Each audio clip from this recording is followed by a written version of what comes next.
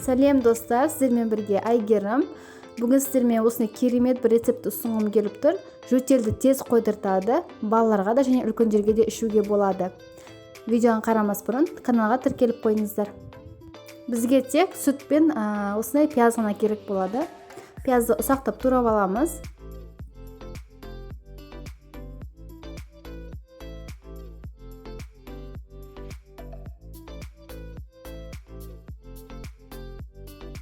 Енді ыдысымызға саламыз.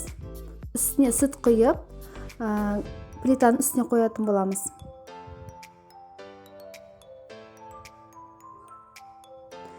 Осылай плитаның үстіне қойып, бір қайнағанша күтесіздер.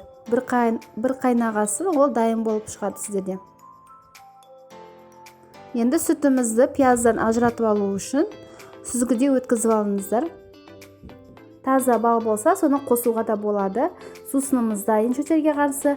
Жылы күйінде балаларыңызға ұсына берсеңіздер болады. Ауырмаңыздар достар, сіздермен болған Айгерім.